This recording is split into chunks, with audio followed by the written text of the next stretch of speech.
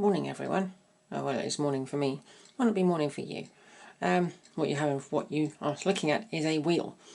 This is the 1972 wheel from TC, which I had the tyre removed. I've spent the day yesterday cleaning up and wire wheeling all three that I've got, and there is another one on its way which will be wire wheeled when it gets here, but that won't be today. Also, I cleaned up the tie bars for the front of the car, put them in a vise, and just put a wire wheel on a Black & Decker, and just like hazmat suited myself up so I didn't choke on anything and breathe in any nastiness. And got this paint, bear with me, from Aldi, and it said silver on the cover, yet it looks grey. But hang on, you know, bring one of the tie bars into shot. So tie bar. These are the ones without the loop for the anti-roll bar. Yeah, if I had the loop on this for the anti-roll bar, that would be even better, but I don't. But never mind, I may get them in the future. But the reason why I'm cleaning these up is because I've ordered the kit for the polyurethane, so I can get those on the car for when it's drivable. But I will be painting these once they become acclimatised to the indoor temperature. I'll be brush painting them. Doesn't matter if they're silver. I can put a coat on top of black at a later date, and yeah, it'll do. And this stuff has got polyurethane in it as well, this paint, and it like levels off quite nicely, and it helps against rust as well. So yeah, but if I flip the wheel over, yeah, unfortunately it did run through a little bit, but I can sort out these little runs. There's a little one there, there's a tiny one here, one here, one on this side, but it's really smooth paint, really smooth. But what I'm going to do is, excuse me, paint up the rest of this wheel.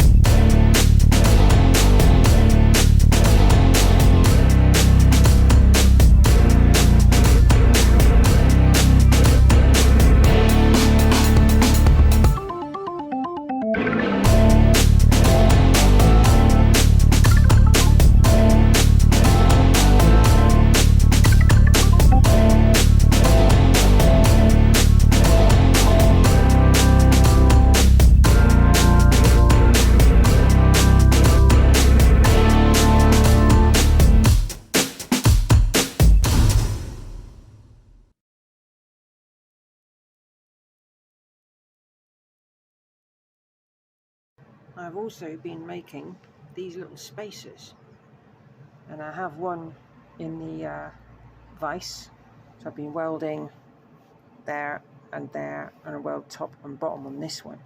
And the reason being, if we walk down to the car, I'll show you what I've been doing. Squeezy, squeezy. Right, so the rad is in, and because it's aftermarket, custom, jobby, whatever you want to call it, this flange, for some reason, is on this side, not this side. So I've had to take the old original screws out and the original clips and create these tubes, put in a piece of thread and bolt them front and back. And because I needed spacers in there as well, there we go, right there, I had to do that. So because there is a difference, there's thread there as well, there's a spatial distance, or difference even, because what you don't want is the rad to be hitting against the body. You need it to kind of float. So that's what I'm doing. So yeah, the other one needs to go down there. So I think it's come out all right. I've done the welds and I've cleaned them all up. But yeah, I've actually got a rad in the car now. Bit rusty in there, but we'll get, you know, getting some coolant and flush it through. What else have I done? I've got the alternator to go in here, so I've got some bolts to go in there. I'm going to get the bolts tomorrow. Got the arm for the alternator. I need to sort out these things, because some of them are way too long and they don't need to be that long, and they're quite filthy as well. Finally mounted the coil underneath there. You can see that there. So the coil is nice and hidden away. So it's out of the way because it was flapping about all over the shop. There's other things I need to sort out, like the throttle cable and things like that. I think that plate there is the wrong one. I think it's off a Mk3, which is not really what I want. So I don't really know how this thing's going to run. Not sure about this carburetor. It seems to be missing something up here. The I don't know. I don't. These kind of carbs I don't understand. Unless that's, I don't know. I don't know what that's for. And some of these tubes and things, I don't know what they do. Really don't. Probably do with cooling and things. One thing I do is sort out is fuel lines. The last thing I want is these melting. That's too short. Needs to be longer. So, oh, food. Oh, very nice. Thank you. Venison. Oh, very nice. Thanks, John. Dinner's on its way. Right. I'm going to finish off making those spacers and put them in the car. I'll come back when I'm done. Now it's both welded. So it's still really warm, both of them. I'm going to grind down tops. Oopsie, that was going to happen.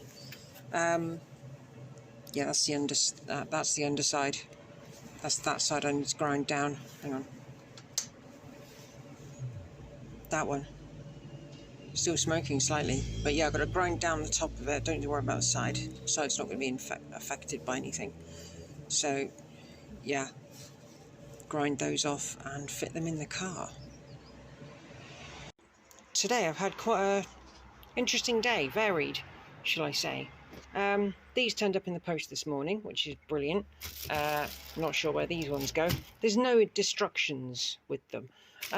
These ones are the tie bar bushes, but there's a problem, and I'll show you this problem. But before I show you that problem, I'll show you something in this bag which I did earlier on regarding these. And I got these off eBay, the rear upper arms, I believe. So I got these fitted. They look good, they really do. Got them in there. I did look on Pete's video, and that flat side hits the diff. That's why it's flat-sided like that. So when I get a chance, I will put them on. So what else have I done? Oh yeah, I used a little bit of Vaseline to get the bushes into the arms.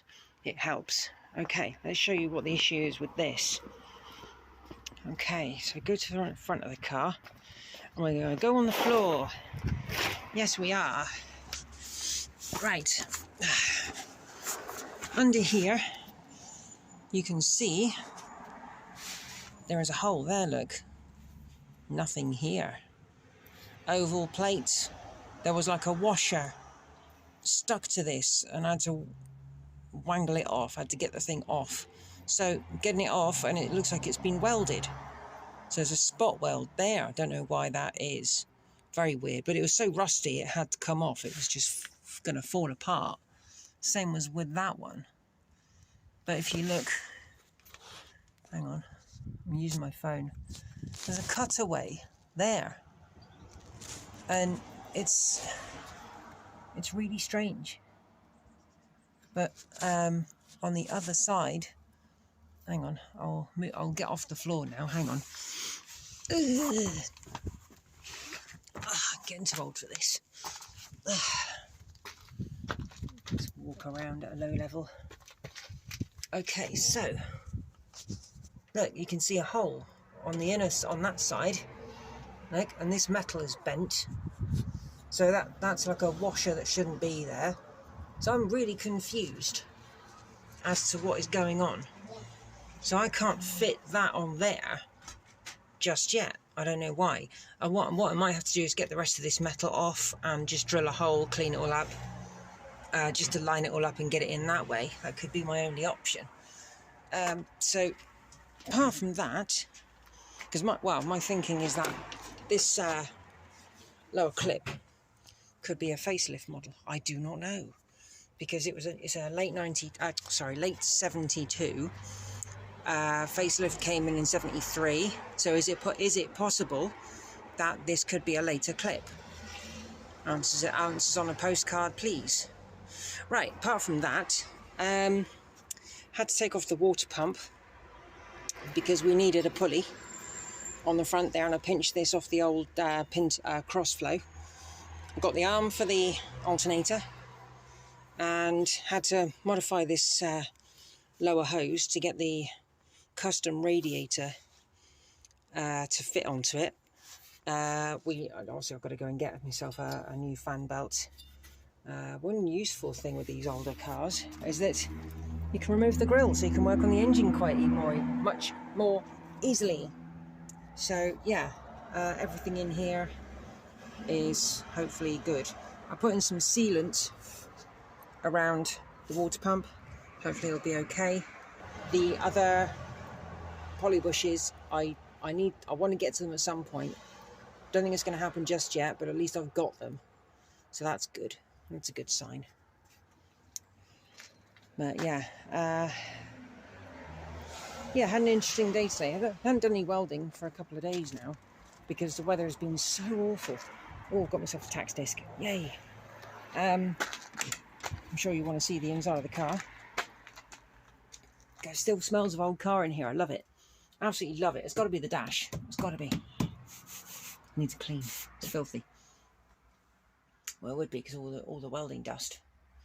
But yeah, really happy with this. Drilled a hole, ready for welding in a captive nut and putting the plate underneath, so I can then put the seat in.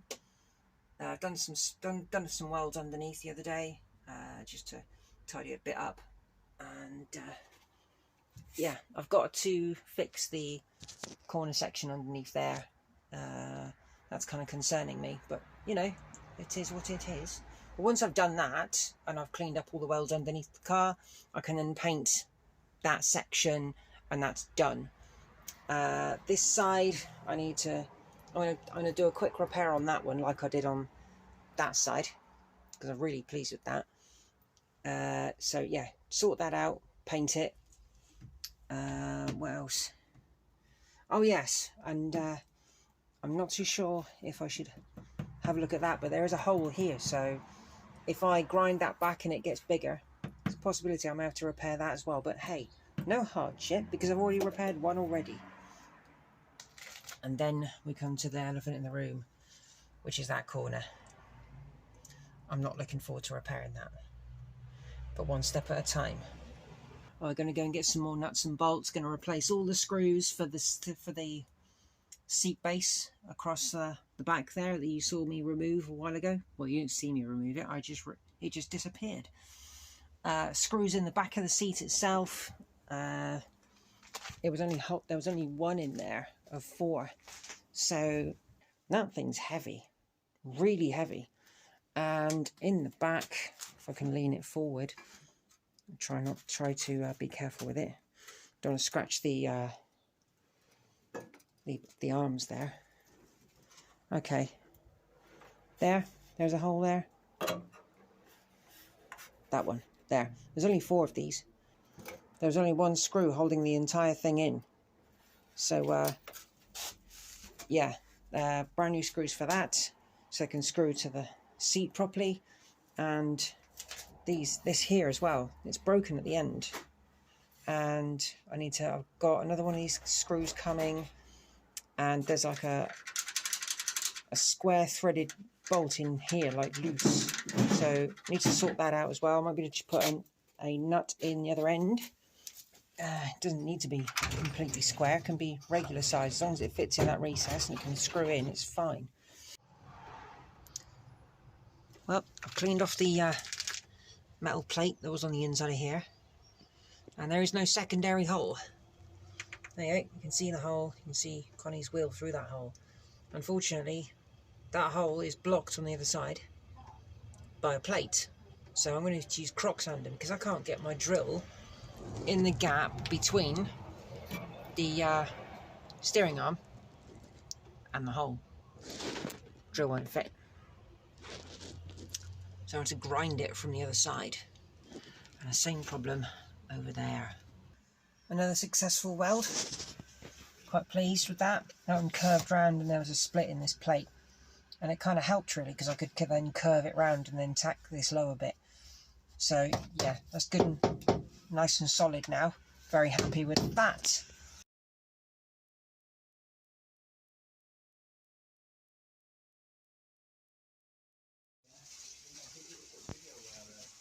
Welcome to Mk3 Classics, everyone. This is Tina G at Cortina City. I'll show you the other cars shortly. But this is the first time I've seen Tina G in the metal outside. And oh, she looks good. Really, really good.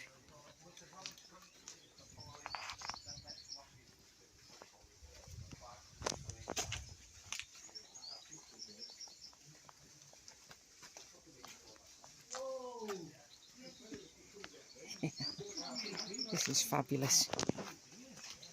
Tina G.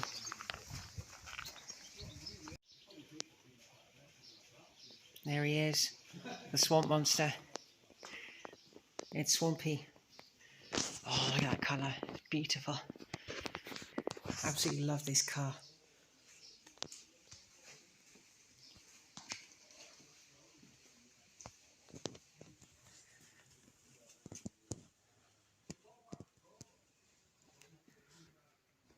Wow, absolutely gorgeous. I love this machine. My favourite of all of Pete's cars. I think it always will be. Look at that.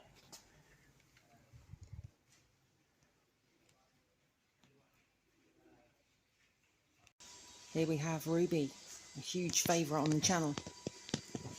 A huge favourite. It's a beautiful colour.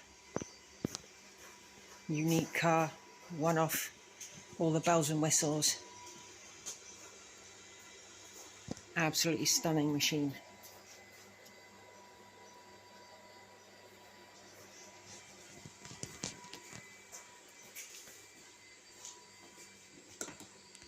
I was locked. Yeah.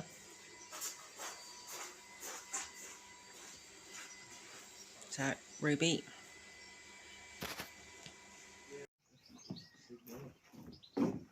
And we have Bramble, the two-door. The car that was pulled out of a bramble bush. Drink it in.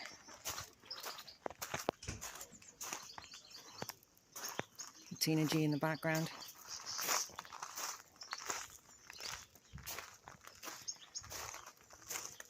Absolutely gorgeous car. Oh, walking through a plant. There we go, look at that. There's Ruby over there in front, and Swampy all coming out shortly. Mk3 Classics follows Pete C with Ruby, Tina G, Bramble, and finally Swampy. All cars together. Okay, I've been given the duty of driving Swampy. This is a big thing for me. After seeing Swampy for the first time on Pete's channel,